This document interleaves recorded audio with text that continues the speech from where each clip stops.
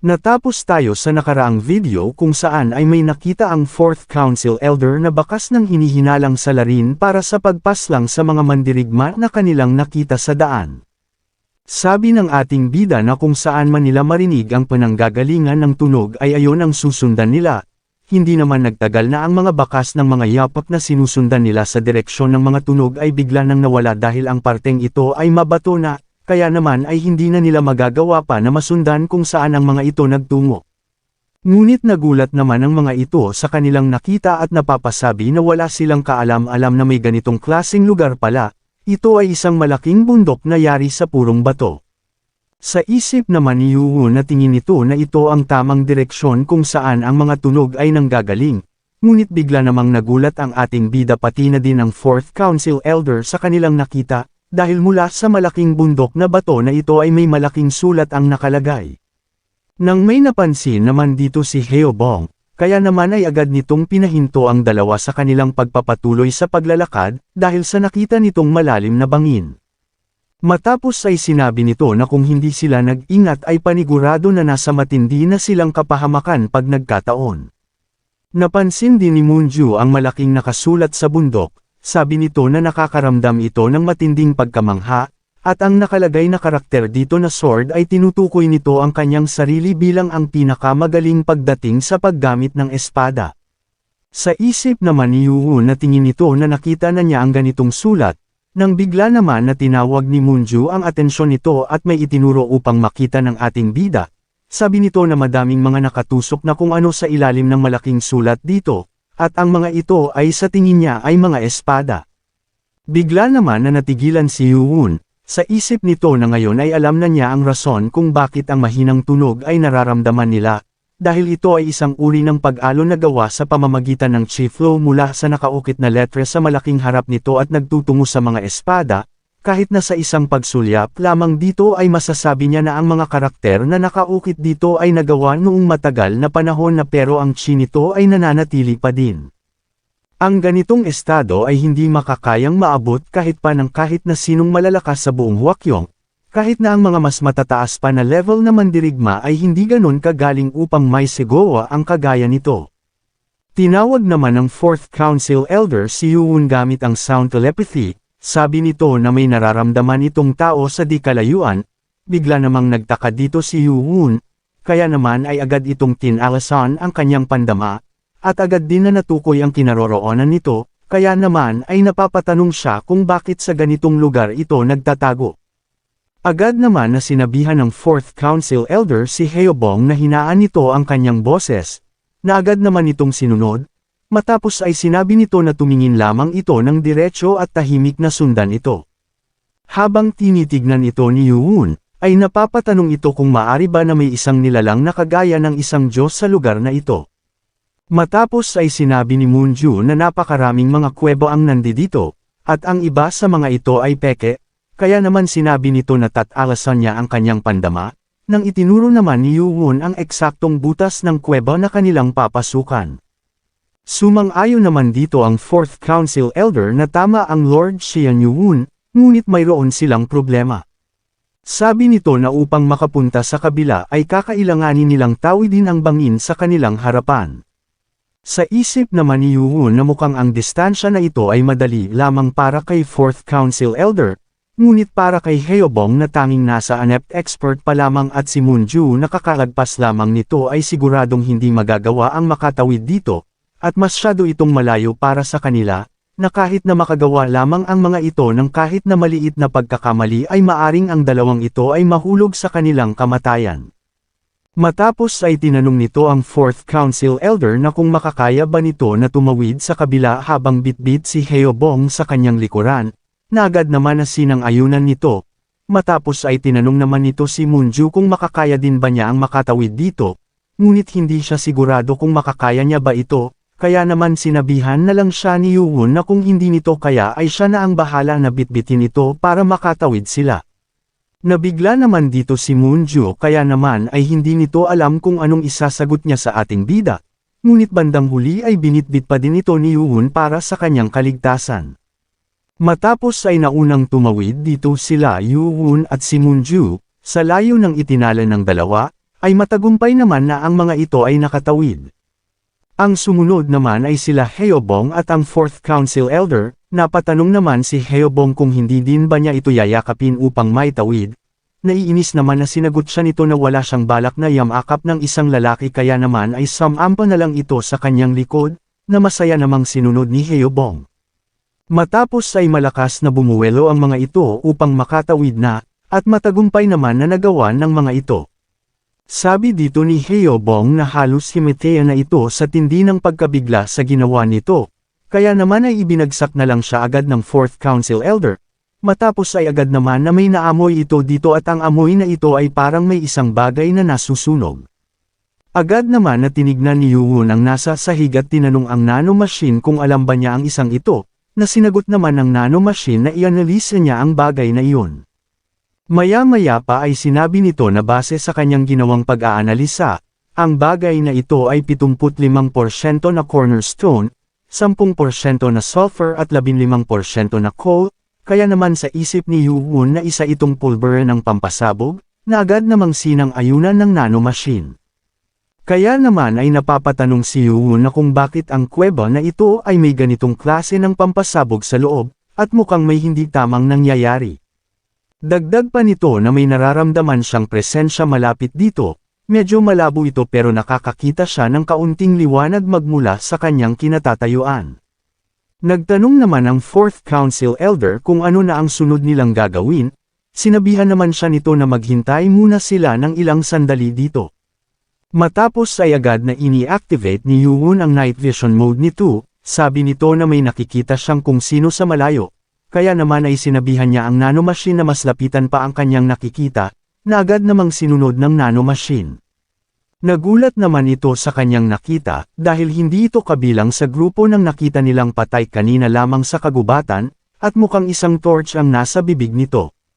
Hindi naman ito makapaniwala sa kanyang nakikita, nang bigla namang nag-umpisa ng magkaroon ng isang malakas na apoy sa kinaroroonan ng tao sa di kalayuan, kaya naman ay agad nitong sinigawan ang mga kasamahan nito na magmadali sila na ilabas sa loob ng kuweba.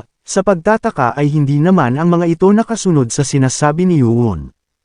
Kaya naman ay gumamit si Yuwon ng chi telekinesis upang maitulak ang mga ito palabas kasabay ng pagsabog at nagtalsikan ang mga ito patungo sa kabilan ng bangin sa kanilang babagsakan. Sa lakas ng nangyaring pagsabog ay napatingin na lang dito si Moonju, ngunit ang katawan ni Yuwon ay nagliliyab na habang ito ay nahuhulog sa ilalim ng malalim na bangin.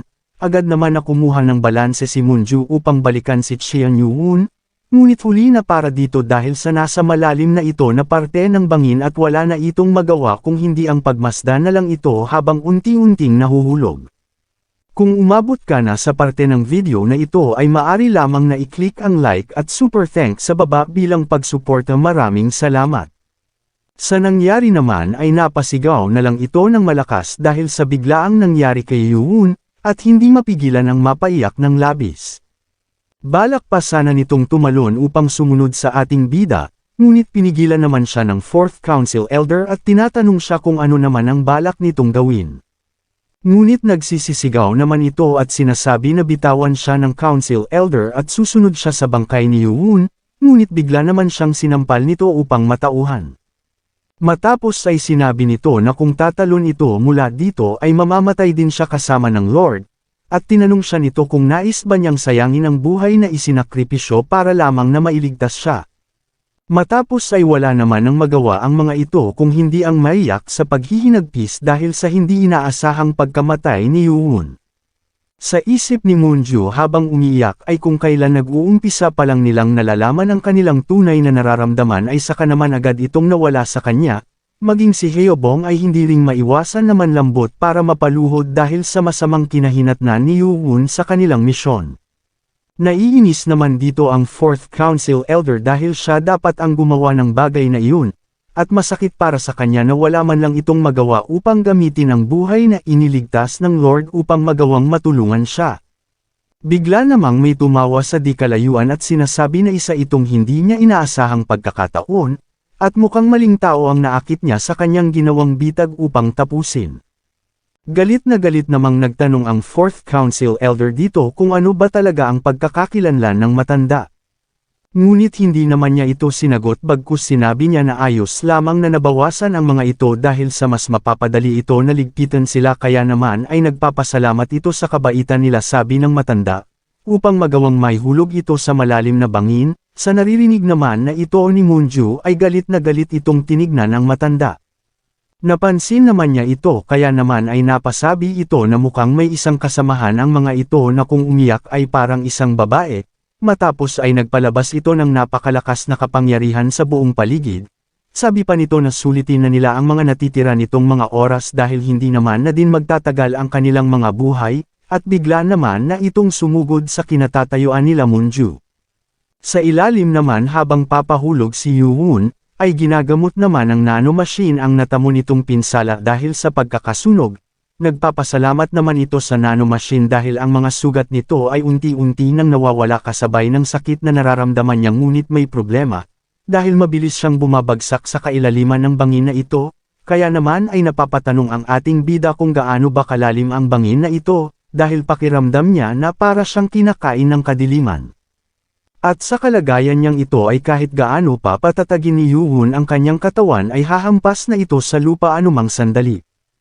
Kaya naman ay napatanong na lang ito kung kailangan ba niyang tanggapin na lang ang kanyang kamatayan sa ganitong sitwasyon, nang bigla naman itong hamampas sa isang pader, matapos ay nagpatuloy pa ito sa magkabilang parte ng bangin.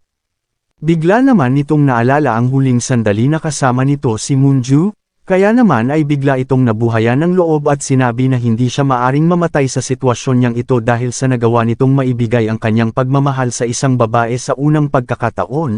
At ang isipin na ang huling reaksyon ng kanyang minamahal na babae ang huli niyang makikita ay hindi maari na hanggang dito na lang siya. Nang bigla naman itong nakita ang mga espada sa kailaliman ng bangin, kaya naman ay nakaisip ito ng isang ideya upang makaligtas. Matapos ay habang papabagsak ito, ay kinuha niya ang kanyang blade, at itinusok sa pader. Sa bilis ng kanyang pagbagsak ay nakagawa ito ng mahabang hiwa sa pader. Ngunit maya-maya pa ay nakaramdam na ito ng pinsala sa kanyang katawan, sa sakit na nararanasan nito ay napapasigaw na lang ang ating bida at sinasabi na huminto na. Matapos na huminto ay sinabihan siya ng nanomachine na ang kanyang mga balikat ay na-dislocate at nabali. Bukod pa doon ay ang kanyang kanang bahagi ng ribs ay nasira na din, at ang mga nasabing pinsala ay uumpisahan ng pagalingin. Sa isip nito na ang kailaliman na parte nito ay hindi na ganoon kalayo. At sa taas na ito ay tingin niya na makakaya na niyang makatalon sa lupa at mabuhay. Kaya naman ay agad na nitong binunot ang kanyang blade sa pagkakatusok nito sa pader, nang matapos ay ligtas naman na nakalapag ito sa lupa. Napasabi na lang ito na hindi lahat ay makakaya ng martial arts lamang, at base sa kanyang sitwasyon kanina ay maaari na siyang mamatay anumang oras dito. Una ay kailangan nitong makabalik sa itaas sa kahit na anong paraan. Matapos ay agad na ini-activate nito ang night vision mode ng nanomachine, nakita nito ang napakaraming mga espada na nakatusok sa pader na umabot hanggang sa ilalim, ngunit halos lahat sa mga ito ay puno na ng kalawang upang hindi na matukoy na espada ang mga ito. Matapos ay napalingon ito sa paligid, hindi ito makapaniwala sa kanyang mga nakikita. Sa kagubatan naman, 20 kilometro ang layo sa Abandoned Sword Valley, ay sa isip ng matanda na tingin ito ay hindi na siya nasundan ng mga humahabol sa kanya, matapos ay naiinis ito, dahil makakaya nitong maasikaso sana ang lahat ng mga ito, ngunit ang babae na iyon ay napuruhan siya dahil sa matinding killing intent nito sa kanya, at hindi niya makakalimutan ang mga titig nito. Sabi nito na sa ngayon ay hindi na muna importante ito, dahil alam naman niya ngayon kung saan bumagsak ang kasamahan ng mga ito. Kaya naman ay kailangan lang nitong pagalingin ang kanyang internal injuries at pagkatapos ay babalik upang hanapin ang mga bakas nito. Nang bigla namang may nagdating ang mga kawal sa kanyang tabi, agad itong nagpakilala na siya ang ikalawang gwardya, Lee Chong, ay masayang binabati ang Sword Blade Master. Sa kinaroroonan naman ni Yoo-won ay sabi nito na dahil sa ang damit nito ay lubhang nasira dahil sa pagkakasunog ay kinailangan niyang suotin ang mga damit ng mga labi dito. Ngunit hindi naman siya masaya dahil sa hindi maganda ang pakiramdam niya sa pagsusuot ng damit ng mga namatay. Nang bigla naman itong napatanong kung anong ginawa ng mga ito dito, tingin nito na matagal na panahon na mula nang mamatay ang mga ito, At base sa mga labi nila ay may mga espada din dito. Napatingin naman ito sa itaas at napasabi na imposible ang akyatan ng ganito kataas para makabalik sa itaas. At mukhang ito ang dahilan kung bakit walang kahit na anong impormasyon patungkol sa lugar na ito, at mukhang wala ng ibang paraan pa para makalabas sa ganitong lugar, kaya naman ay kailangan na muna nitong suriin ang paligid.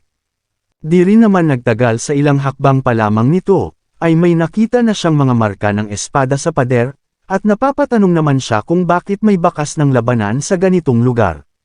Sa isip nito na nahulog siya dahil sa nangyaring pagsabog, ngunit hindi ibig sabihin nito na may nahulog din sa lugar na ito at nakipaglaban, nang bigla naman itong natigilan. Dahil ang mga bakas ng espada na ito ay namumukaan niya, dahil kung tama siya ay ito ang Heavenly Demon Sword Art, dahil kung titignan ay parehas na parehas ito ngunit bukod sa isa pang nakasamang teknik dito, kaya naman napapatanong ang ating bida kung nangyari na ba ito bago pa magawang may salin ng Heavenly Demon Sword Art sa Sapphire Monolith na nakalagay sa kanilang Demonic Academy. Napapaisip din ito na kung bakit ang malaking nakaukit sa labas ay parang pamilyar sa kanya, at mukhang gawa ito ng kanilang Heavenly Demon Founder. Dahil ayon sa mga kwento ay nagawa nitong masakop ang Sichuan Province, Hubei Province at ang Anhui Province, at mukhang nakipaglaban siya hanggang dito. Ngunit, ang mga bakas na ito ay sigurado siyang gawa ng Blade God's Blade Technique, at mukhang dapat ay namuhay na ito noong nagdaang 500 taon ang nakakalipas, tingin nito na may mga nauna pa bukod sa kanya na mula sa lahi nito. Bukod pa doon, ang mga movements na ito ay hindi pa niya nagagawang makita dati, ito ay mas malakas kaysa sa 6 moves na natutunan niya mula sa mga bakas ng Blade God na mga teknik. Bukod pa doon ay ang last formation ng lakas ng sword technique dito ay halos magkaparehas lamang. Mukhang may nadiskubre na naman itong mga di pangkaraniwang mga impormasyon, kaya naman ay agad nitong inutusan ang nanomachine na i-scan nito ang lahat ng mga nakalagay na marka sa pader. Bigla naman itong nagtaka sa marka sa ilalim dahil kakaiba ang isang ito, kagaya din nito ang nasa Sapphire Monolith na gawa ng Heavenly Demon Founder, na may nagpatong din ng marka mula sa iba. Nang basahin niya ito ay ang nakasulat dito ay ang salitang, imposible. Kaya naman ay napapatanong ang ating bida na kung bakit maglalagay ang nag-ukit nito ng salitang imposible sa ilalim ng mga bakas ng espada. Tinanong nito ang nanomachine kung natapos na nitong may analisa ang mga bakas ng espada dito, na sinang-ayunan naman ng nanomachine, kaya naman ay sinabi ni Yuun na magsigawa ito ng isang augmented reality gamit ito. Nagsimula ng magpalabas ng isang avatar ang nanomachine sa paningin ng ating bida. Sabi ng nanomachine na ang una ay ang classification ng sword technique, ang sword technique ay nagbago sa pagiging mga paggalaw. Nagulat naman dito si Yuun dahil ito ay ang sword art na lumagpas sa limitasyon ng sangkatauhan, at napapatanong ito kung ang pagdagdag nito sa sword technique na ito sa kanyang Blade God technique ay posible kaya. At mukhang ang kanilang Heavenly Demon Founder ay naisipan at sinubukan na pagsamahin ang Heavenly Demon Sword Art kasama ng Blade God Technique. Sa Abandoned Sword Valley, sa Divine Doctor's Refugee, ay kasalukuyang ginagamot ang 4th Council Elder dahil sa natamo nitong sugat sa mata. Sabi ng Divine Doctor Jam Russo na kailangan nitong tiisin ang gagawin niya. Sa isip naman ng 4th Council Elder na ngayon ay hindi na nito magagamit pa ang isa niyang mata, ngunit maswerte pa din ito dahil sa nagawa nitong makaligtas. Madalas ay nawawala ito sa kanyang pagtitimpi at umaatake na lamang sa kahit saang direksyon, ngunit si Moonju ay nagawang mapanatili ang kanyang lakas at magawang masuportahan ang kanyang mga atake habang pinupuntirya nito ang kahinaan ng matanda, at ito ang dahilan kung bakit nagawa nilang makatagal hanggang sa may dumating. Ngunit kahit nagawa nila ito ay talagang nakakapagod ang laban na iyon. Maaring isa ito sa kauna-unahang babaeng mandirigma sa loob ng 20 taon na maaring pumantay sa lakas ng Council Elder yon. Hindi naman may hinto ni Moonju ang nararamdaman nitong pagdadalamati sa pagkawala ng kanilang Lord Xian Yuun, pati si Becky ay nalulungkot din sa nangyari at hindi makapaniwala na sa ganito lamang mawawala ang kanilang kaibigan at pinuno. Napansin naman ito ng Divine Doctor at sinabi na tingin nito na ang lahat ng mga ito ay malapit sa kanilang kasamahang nawala dahil base sa kanyang napapansin ay ang lahat ng mga ito ay malungkot, At pinagpala ang taong iyon kung sakali dahil napapalibutan siya ng mga tapat at mabubuting mga kaibigan. Kinausap naman ng Fourth Council Elder ang Divine Doctor, dahil sa nabanggit naman na nito ang patungkol sa nais niya, nang bigla namang napatingin ang doktor sa mga gwardya na nagbabantay sa kanila. Kaya naman napaisip dito ang Council Elder na mukhang nababahala ang doktor dahil sa presensya ng mga gwardya sa paligid, at ang pakiramdam nito sa paligid ay parang may hindi kakaibang nangyayari. Matapos ay tumayo na dito ang doktor at sinabihan siya na kailangan pa nito ng 7 araw bago gumaling ang ginawa niya, kaya naman ay kailangan muna nito na magpahinga. Nang makaalis ang doktor, ay agad naman itong nagpadala ng sound telepathy kay Second Council Elder yon at tinatanong ito na kung napansin din ba nito na parang may kakaiba sa mga ikinikilos ng mga tao sa paligid. Hindi naman kumibo dito si Council Elder yon, kaya naman dagdag pa nito na sa nangyayari ay parang inoobserbahan sila ng mga ito, at tinanong kung ano ba ang sa palagay nito. Sumagot ito na sa kanila ang mga ito nagpunta nang magtungo sila dito, dahil sa noong may naramdaman itong mga nakapaligid sa kanila, ay biglang umatake ang mga ito na agad naman niyang nadepensahan, matapos ay tinanong ng mga ito ang kanilang pagkakakilanlan, at di rin nagtagal ay nagpakilala ang mga ito na sila ang mga mandirigma mula sa Hidden Palace. Agad nitong ipinakita ang Jade Medallion at sinabi na andito lamang sila upang makita ang Divine Doctor. Matapos na maipakita ito ng Council Elder ay agad naman na humingi ng pasensya ang mga ito dahil sa pagiging pangahas nila. Sabi nito na akala nila na magiging maayos na ang lahat, ngunit nang bigla namang dumating ang tagapamahala ng inn at 3 pang master na kasama nito na nagawa silang tambangan. Dagdag pa nito na ang 3 master na kasama nito ay magagaling kagaya ng matandang tagapamahala ng inn, sa bilis lamang ng isang kisap mata ay nagawa ng mga itong mapaslang ang mga miyembro ng Darkness Sect, at 2 mandirigma mula sa palasyo ay nagawa ding mapaslang ng mga ito. Ang tagapamahala ng inn, ang matanda, ay sobrang napakalakas upang pati siya ay hindi magawang mapigilan ito. Nang bigla namang may dumating at nagbigay dito ng isang malakas na atake, matapos ay tinulungan sila nito upang habulin ang matanda at makalayo. Tinanong naman ito ng Fourth Council Elder patungkol sa taong tinutukoy nito na tumulong sa kanila. Sabi nito na kilala niya ang taong ito dahil isa ito sa kanyang nai-report na dati pa, at ito ay ang Wudang Sect Leader, Wudang Sage Sword. May 5 Grandmaster na kilalang malalakas sa Junwan, at sa ilalim ng 5 ito ay mayroong 9 na Master na kilala dahil sa pagiging susunod na Absolute Master ng mga ito sa susunod na henerasyon, at ang mga ito ay tinatawag na 9 Hegemon, at isa sa mga ito ay ang Wudang's Best Sword, Hyunwunja, isang tanyag na Master ng Orthodox Sect. Nagpapasalamat ang Council Elder yon dito dahil sa nagawa nilang mataboy ang matanda at magawang makapasok sa lugar na ito, ngunit gaya nga ng kanyang nakikita, ay hindi pa din nila nagagawang mapapayag ang Divine Doctor. Sabi naman dito ng Fourth Council Elder na base sa nakikita nitong pag-uugali ng Doktor ay mukhang may itinatago itong rason. Ngunit mainam pa din dahil ang Wudang's Great Sword ay hindi pa din alam ang pinagmulan nila. Napatanong naman dito si Council Elder yon kung hanggang kailan naman kaya nila may tatago ang patungkol dito, dahil mayroong 2 Grandmaster Prawa sa lugar na ito, sa tingin niya na plano ng mga itong gamitin sila dahil ang totoo ay alam na ng mga ito ang tunay nilang pagkakakilanlan. Sa loob naman ng opisina ng Orthodox Sect Leader, ay sinabi nito na wala na silang iba pang mapagpipilian dahil sa ang nagpapanggap na tagapamahala ng inn na matanda ay nagawa ng mapalibutan ang Abandoned Sword Valley kasama ang hukbo nito. Nagmangkahi naman ang isa na kung bakit hindi na lang nila ilipat ang kanilang lokasyon sa Wudang o hindi kaya ay sa Zhu Great Family. Dahil kung ang Divine Doctor ay halos kumpleto na sa ginagawa nito na Grand Art ay wala ng dahilan pa para magtagal sa lugar na ito. Sabi ng Orthodox Leader na kahit para ito sa Blue Sky ay mayroon pa din silang dapat na protektahan, ngunit dahil sa nagawa na ng mga ito na matukoy ang kanilang lokasyon ay hindi na din magtatagal ang kanilang puwersa ay magawa ng makapasok sa Sapphire Wall, at gaya nga ng iminungkahi nito ay tingin niya na mas maganda kung lilipat na sila ng lugar.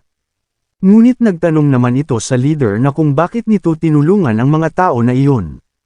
Dahil kahit saan pa nila tignan ang mga ito ay sigurado siya na mula ang mga ito sa unorthodox sect o hindi naman kaya ay sa demonic cult, Sumang-ayon naman ang isa sa sinabing ito ni Master Mu, dahil kahit wala man dito ang pinaghihinalaan nilang nakasuot ng human skin mask ay nakita naman ng mga ito ang kasamahan niya, at mukhang kainahinala ang mga ito, at higit pa doon ay nais din nilang makuha ang Divine Doctor. Kaya naman ay sinabi ng leader na hahayaan niya na maglaban-laban ang mga ito, dahil nais niyang gamitin ang kanyang mga tinulungan upang gawing mga panangga upang mapahinto ang mga tao na iyon at magawang makabalik sa Mount Wudang kasama ang Divine Doctor. Sa ilalim naman ng malalim na bangin, ay abala si Yuun sa ginagawa nitong pag-ensayo ng isang teknik. Sa lakas nito ay kitang-kita ang pagkalat ng mga atake nito sa paligid. Sa isip nito ay 4 na oras na ang nakakalipas, at ang ginagawa niya ay hindi ganun kadali sa kagaya niya na tanging na master lamang ang complete martial arts.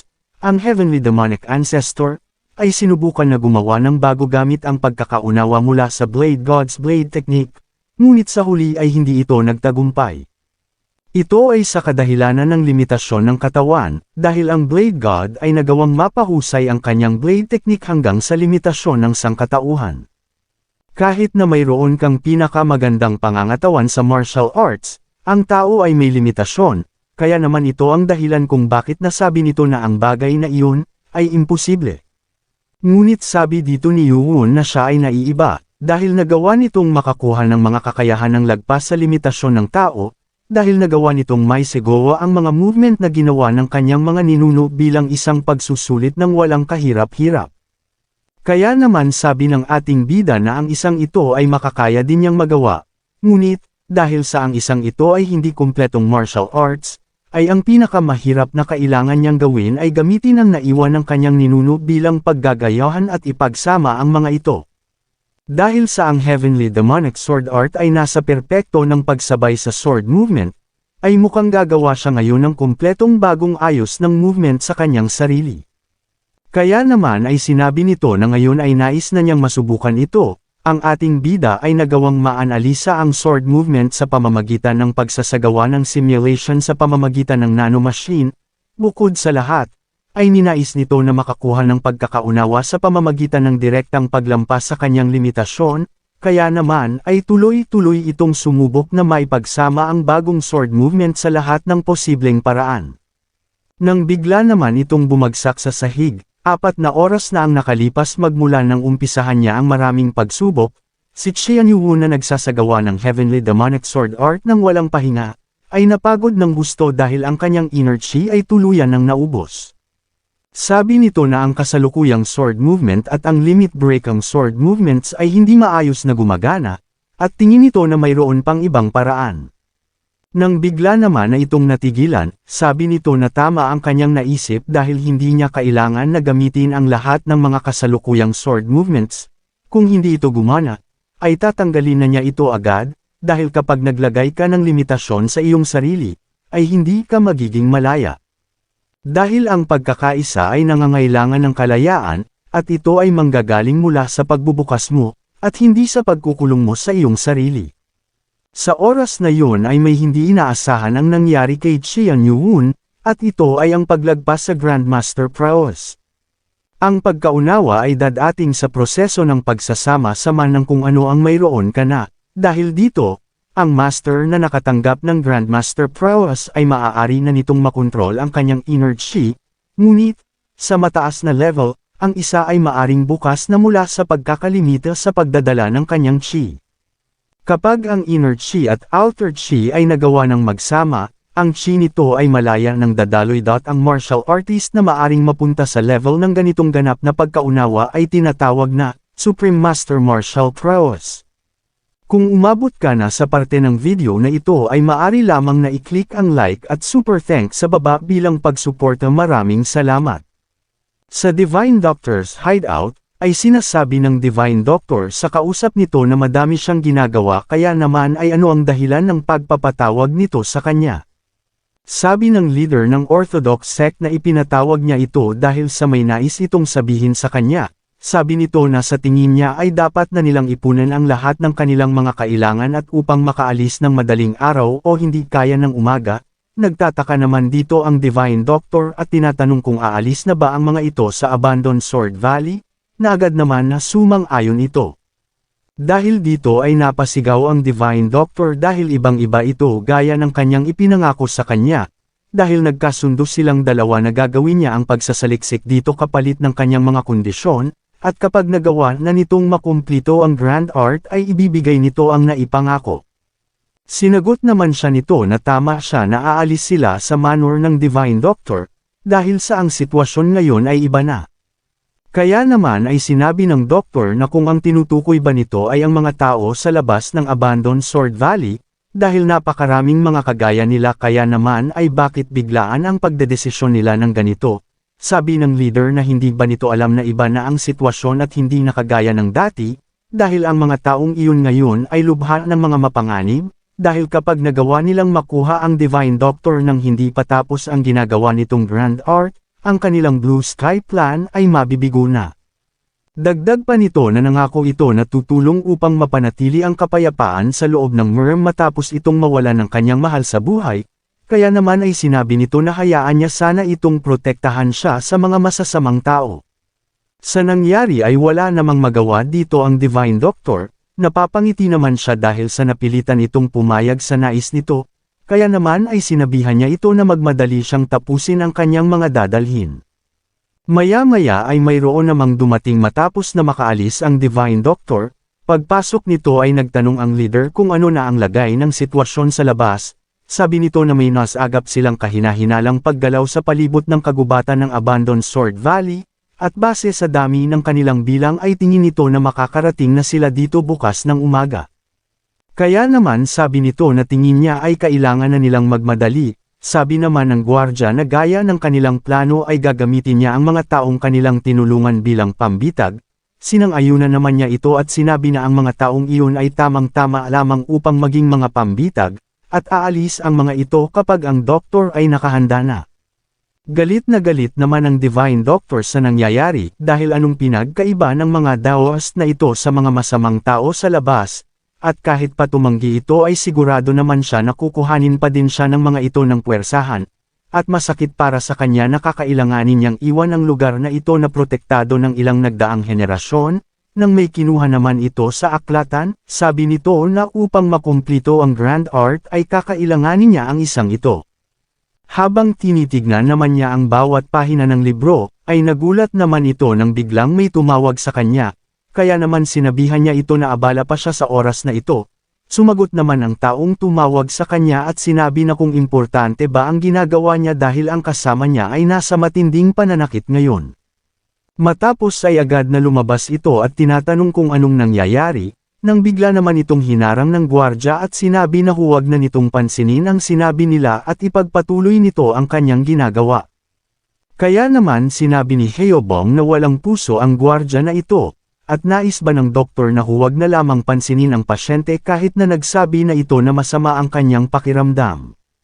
Matapos ay tinignan nito ang pulso ng babae, nagtanong naman ang gwardya kung ang kondisyon ba nito ay seryoso, kaya naman sinagot siya ng doktor na tingin nito ay kailangan pa niyang masuri ng kaunti pang panahon ang kalagayan ng babae, at dahil sa matatagalan ito ay papapasukin na muna niya ito sa loob, kaya naman ay pumayag na ito sa nais ng doktor.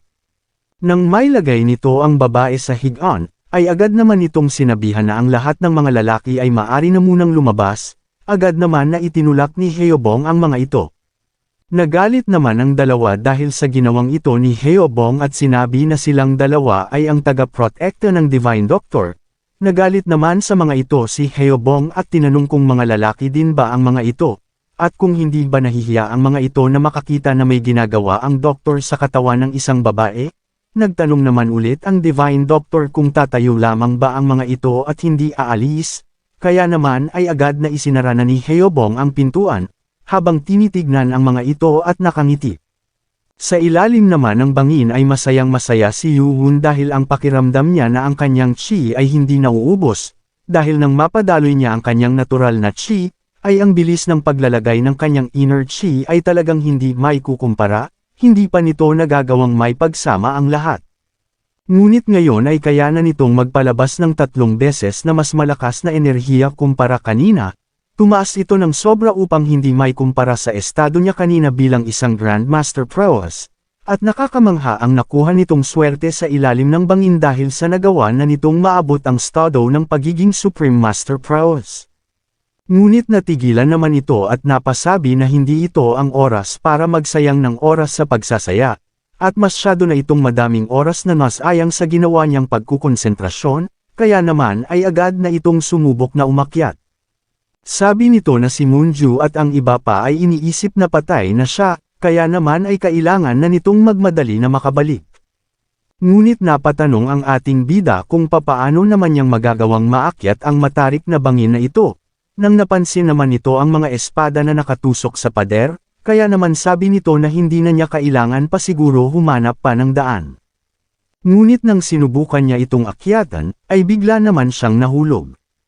Mabuti na lang at agad nitong naitusok ang kanyang blade upang mapigilan ang pagkahulog nito. Sabi niya na akala niya na kung gagamitin niya ang kanyang chi para makontrol ang kanyang mga paa na kumapit dito ay maari na siyang makaakyat dito ng walang kahirap-hirap. Ngunit nakalimutan niya ang patungkol sa malakas na hangin na andi dito, kahit na ang master sa pagpapagaan at bilis na kagaya ng Grand Guardian ay madali lamang din na mahuhulog dito. Kaya naman ay sabi nito na wala na siyang iba pang mapagpipilian kung hindi ang gamitin ang hindi madali na paraan. Sabi nito na aabutin siya ng mahabang oras gamit ito ngunit ito lamang ang tanging paraan upang makaakyat dito ng ligtas. Sa Abandoned Sword Valley naman ay nagtatanong ang leader kung ano ng balita sa ginagawa ng doktor, sabi ng gwardya na tingin nito na tapos na sa ginagawang paghahanda ang Divine Doctor. Matapos ay nagtanong naman ito kung ang ibang mga tao na tinulungan nila ay natutulog pa ba. Sabi naman ito na naglagay na siya ng 5 tao upang magtitingin sa mga ito kaya naman wala siyang dapat na ikabahala tungkol sa bagay na iyon, ngunit titignan pa din niya ito ng personal upang mas makasigurado. Sabi nito na pag natapos na itong matignan sila ay magtungo na ito sa Divine Doctor at dalhin na ito sa Sikretong Lagusan, at siya naman ay dadalhin niya ang kanyang mga tagasunod, na agad naman na sinang-ayunan ng gwardya. Sa isip nito na kung sakali man na malaman na ng mga ito ay matagal na silang nakaalis, at kapag ang Sapphire Wall na nagkukulong sa lugar na ito ay nagawa ng masira at maalis, ay ang mga taong labas na iyon ay mabilis na papasukin ang lugar na ito, at ang kanilang mga kaaway at ang mga tao na iyon na maiiwan, ay sila na lamang ang maglalaban-laban dito.